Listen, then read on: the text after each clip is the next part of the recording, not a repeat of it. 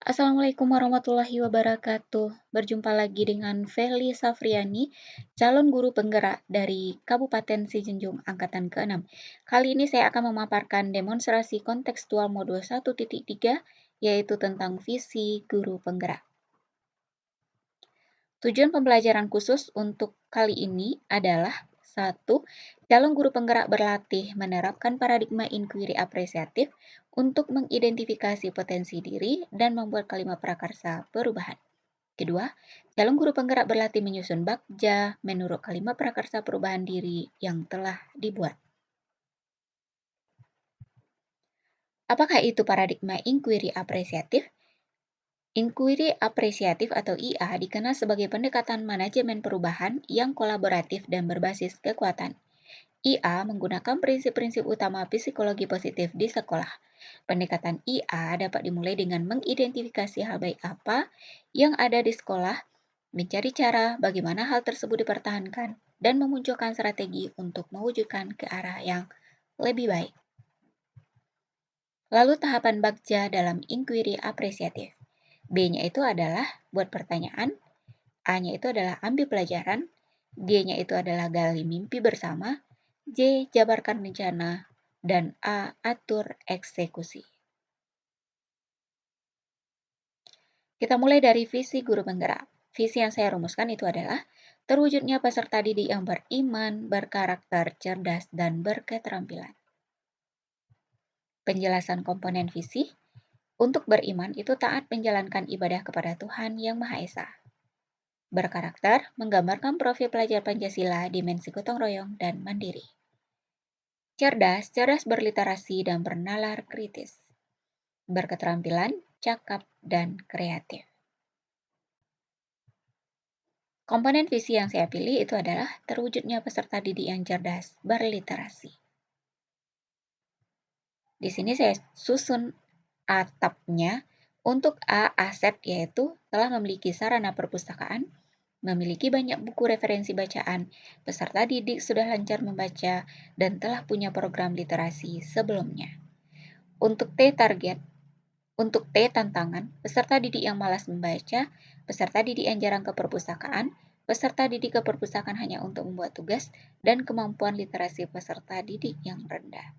A, selanjutnya, mengajak peserta didik gemar membaca, mengajak peserta didik rajin mengunjungi perpustakaan, menjalankan program membaca 10 menit di awal pembelajaran, membuat mading di beberapa tempat untuk menarik minat literasi peserta didik. B. Pembelajaran, membuat peserta didik cerdas berliterasi, peserta didik bisa menganalisis informasi dari bahan bacaan yang dibaca, membuat peserta didik melek informasi, dan peserta didik aktif dalam menuangkan bakat mereka lewat tulisan.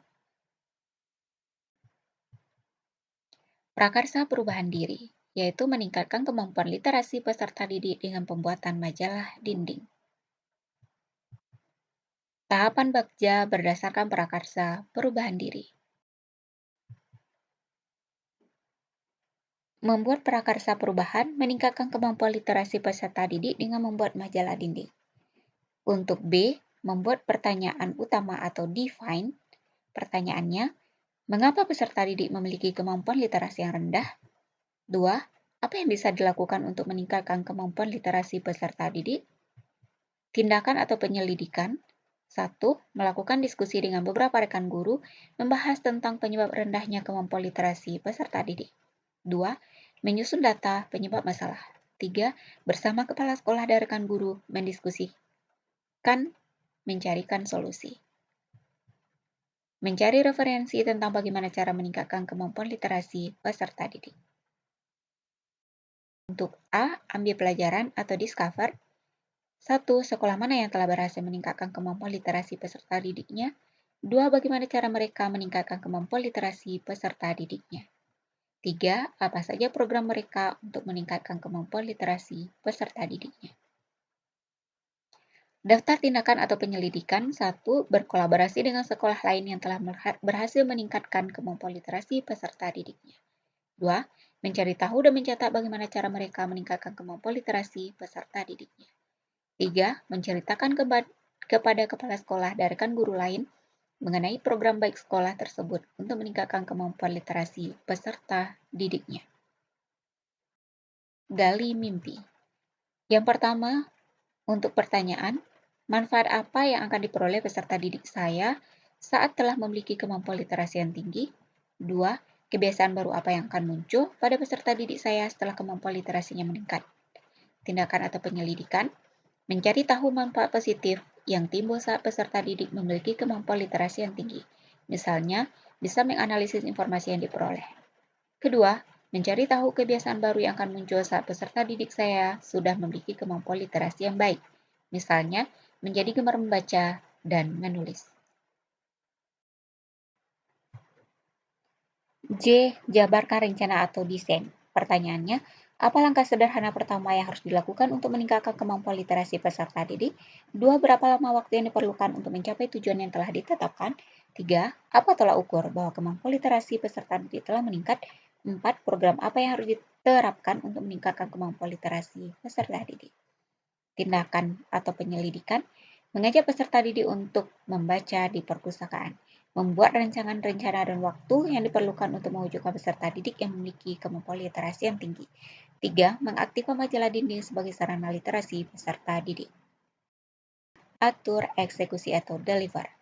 Siapa yang akan saya libatkan dalam menyusun rencana dalam meningkatkan kemampuan literasi peserta didik? 2. Kapan rencana tersebut dijalankan? 3. Siapa yang akan memantau dan mengamati terlaksananya program? 4. Bagaimana cara menjaga program tetap berlanjut secara kontinu? Tindakan atau penyelidikan, berkoordinasi dengan seluruh majelis guru dan tim penggiat literasi sekolah. Kedua, bersama-sama menyusun rencana kegiatan program yang telah disepakati. 3. Melaksanakan rencana program. 4. Seluruh majelis guru berperan sebagai pemantau keterlaksanaan program. Demikian saja Bapak Ibu paparan saya tentang demonstrasi kontekstual modul 1.3. Semoga bermanfaat. Terima kasih. Assalamualaikum warahmatullahi wabarakatuh.